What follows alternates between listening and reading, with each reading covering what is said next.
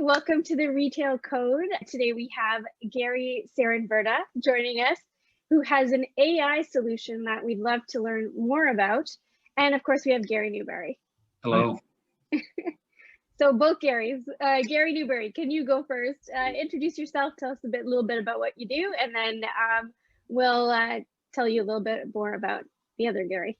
Yeah, cool. We're going to get stereo today. So Gary Newberry, I'm a senior exec on call, specializing in retail supply chains and the last mile.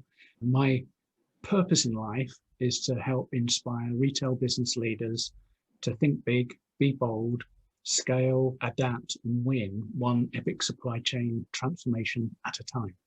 Awesome. And Gary Saarenvirta, tell us a little bit about you.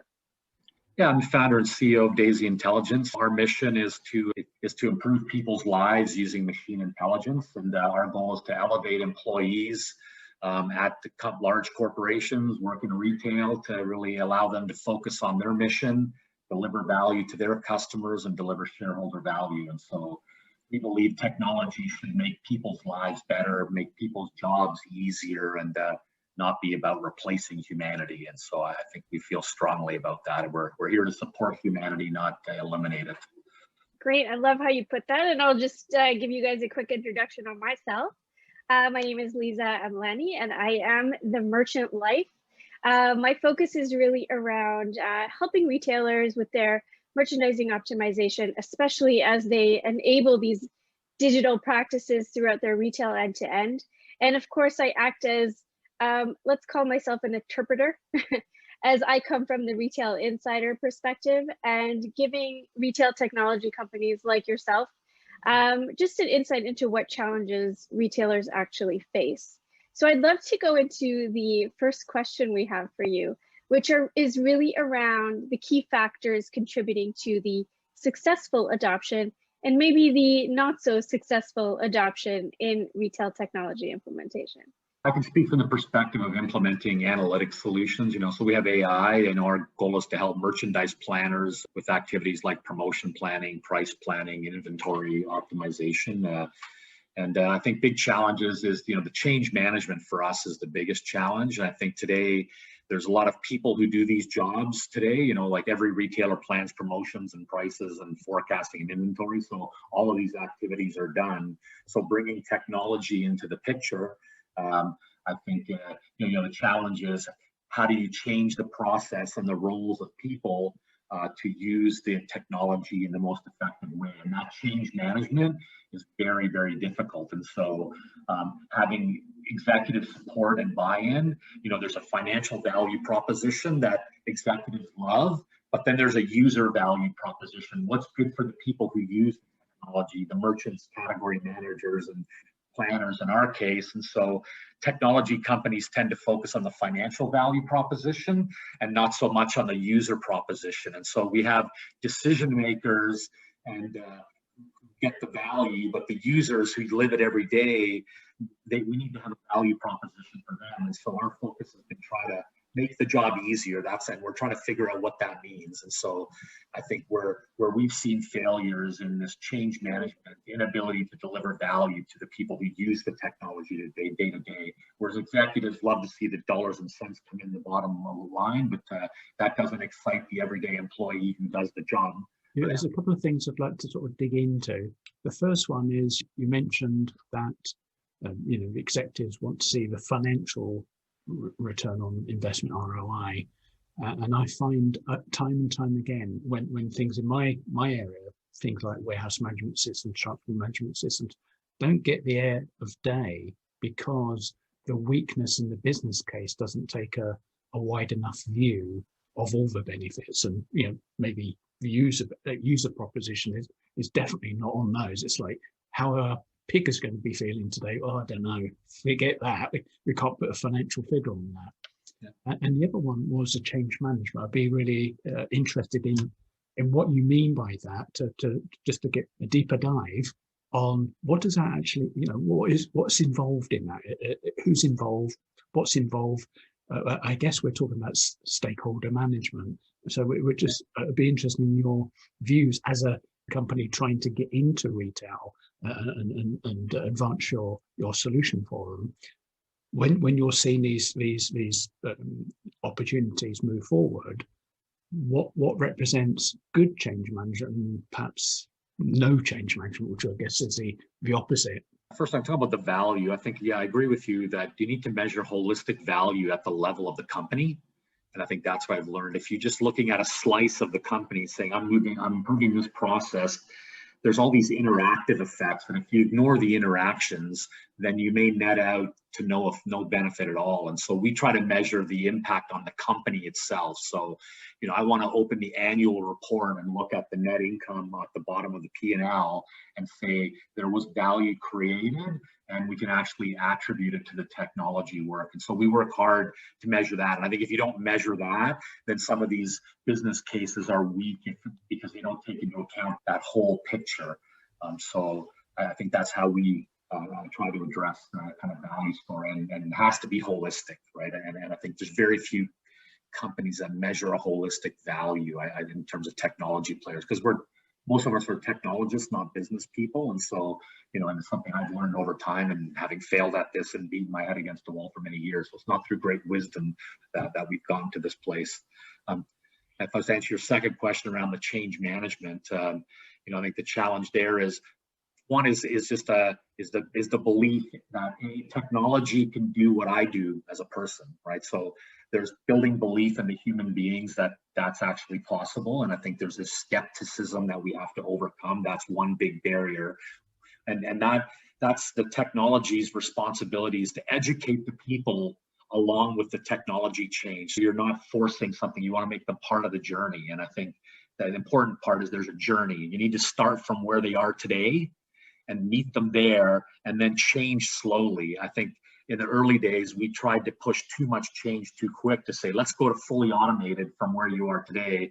Epic disaster, because we didn't bring the people along. And so we've kind of made this multi-step journey where at every step of the way, all the people who are involved are coming along, learning with the technology and buy into it in stages. And so that attitudinal change is really about education and making sure that we do that. And I think that's important, that the amount of change that you're requesting from the retailer is commensurate with the financial value. So even though there's great financial value, if it causes chaos, then it's not going to happen. So I think that's one element of change. And then once you get buy-in to that attitude and the willingness to do it, then you have to change processes.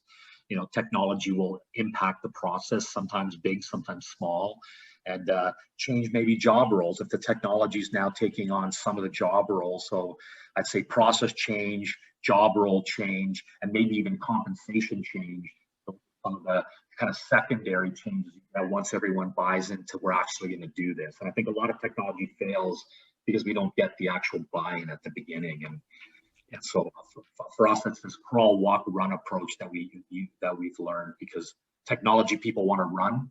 We want to fly in rocket ships, and everyone's walking, and that disconnect is way too much, and we failed many times because of that. Yeah, and I think you bring in such a good point, because coming from 20 years in merchandising, I can tell you how many times a technology has come in and changed the way that I work, but not understanding what are the elements of the activities, part of my role, and what that fear looks like. Well, if you're going to take away parts of my buying and planning function, what does that mean for me as a merchant? Do I still have my job?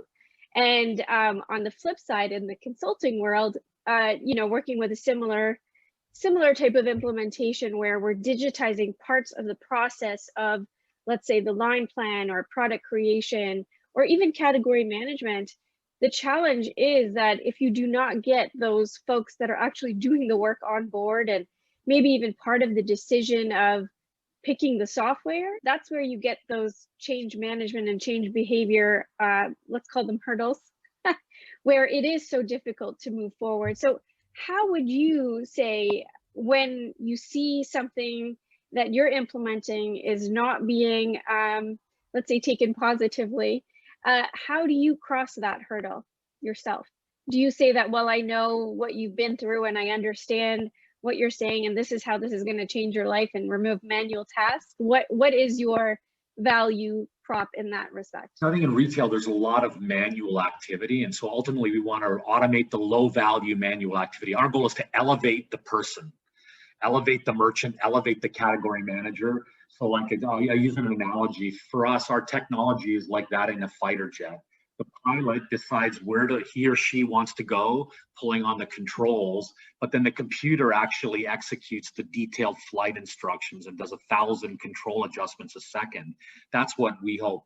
The human is the pilot, the human is the boss of the technology, and the computer takes care of the gory details. And I think the people don't want to do the gory details, like relentlessly deciding every week, what should I promote this week and next week and next week, what prices and all my price zones, how much inventory in every store. Technology, it can help with that kind of relentless and volume of decision making. And so I think first step we do is, look at what you're doing today and say, hey, how can technology, let's evaluate backwards what you did and educate you. What does the technology see that you don't see?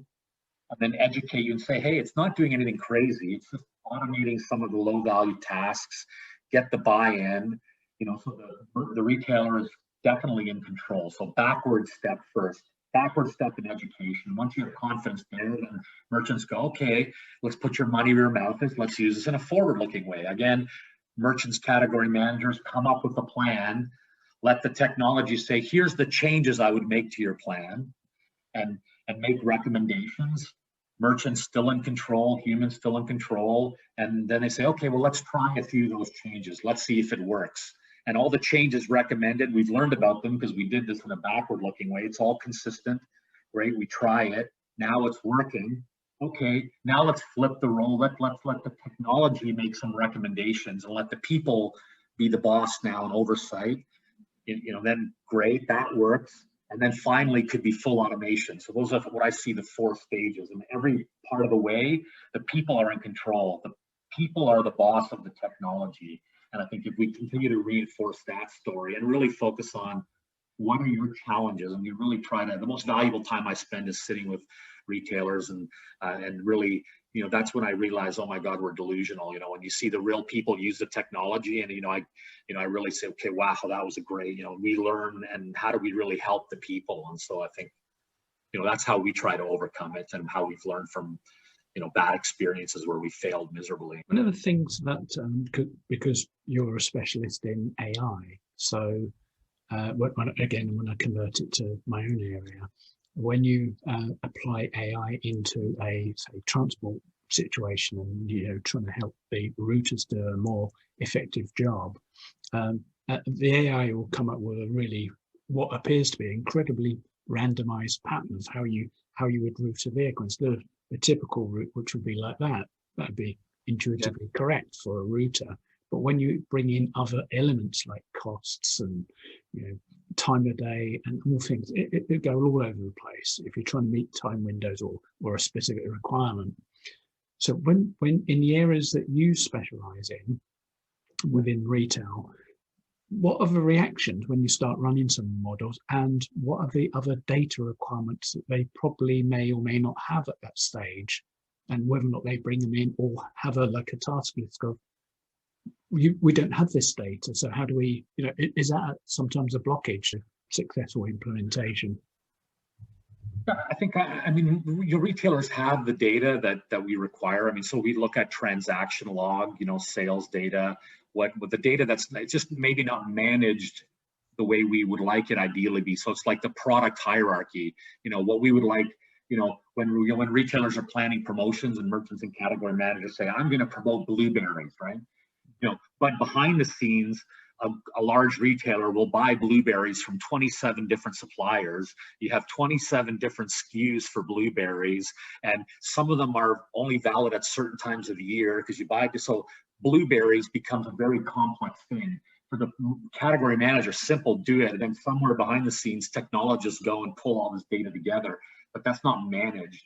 And so some of the work, we need to do extra data management work to clean up some of the data, but most of the data does exist. It's just that the way the retailers don't require the data to be this perfect, because they don't use it. But now that technology is making the decisions and doing reporting, the data does have to be much better for that purpose. And so we spend a lot of time augmenting data, and then we learn to ensure that we're using all the same inputs that the retailers use today. So, using competitor information, looking at market data, from kind of the market data vendors, looking at some consumer research. So, because they feel confident that, hey, this plays part of our decision. Well, your technology, you better use some of that data too. So we've brought in external data sources that we didn't originally do that, just because that builds confidence in the merchant. So, a lot of data cleaning work, and then making sure that we're having all the same inputs so that there's confidence in the outcomes. Yeah, I know. You got my mind thinking in a lot of different ways here. What happens when the data doesn't tell the full story and you get it wrong? So we have a different approach. Our technology doesn't learn from the data. So the scientific method, the way science has been done for hundreds of years, is you come up with a theory, you express it mathematically, and second, you go get the data. So if Einstein waited for big data, we wouldn't have the theory of relativity, and we wouldn't have quantum mechanics, and therefore we wouldn't have these laptops that we're talking to each other on, right? So the idea of data first and then learn something, that's backwards. And I think the computer science world has turned that backwards. And so what we've done is created a mathematical theory of retail based on fundamental truths, which are customers buy meal solutions in grocery. They buy full meals, not items. So customers buy solutions. In hardware, if you're going to paint your house, you buy paint, but you also buy drop sheets, rollers. So there's a solution. And that's a fundamental input to the theory. And that means there's also cannibalization, because you bought one product, you didn't buy another. Because I bought a brand of paint, I didn't buy another one. So there's a consumer choice as cannibalization. There's pantry loading, because I was on sale, I bought a forward supply of it. Just like retailers fill their warehouse with forward buying, consumers do the same with their pantries. There's seasonality. What you buy on a religious holiday is different than what you buy in the normal part of the year. What you buy in winter and summer are different. There's price elasticity. There's promotional elasticity. There's competitor. So those are the factors. And everything I said, every retailer goes, oh yeah, totally get it.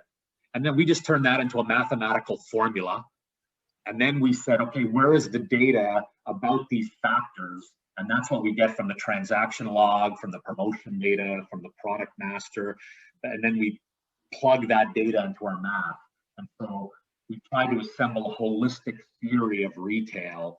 And so that's the approach we take. And so the technology is not perfect, but it certainly adds the incremental value to what the retailer is doing today. And we prove it. We have leading indicators that say, hey, we can predict sales 12 weeks out based on our mathematical theory.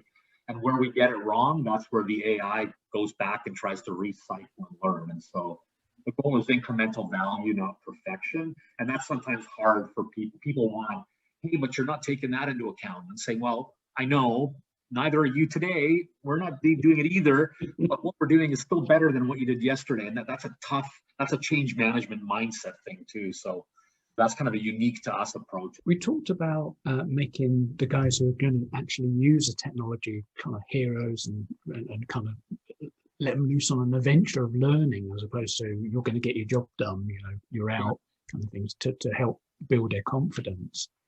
But as you're talking to executives before you get the commission to actually implement, or at least start their implementation, what are the barriers?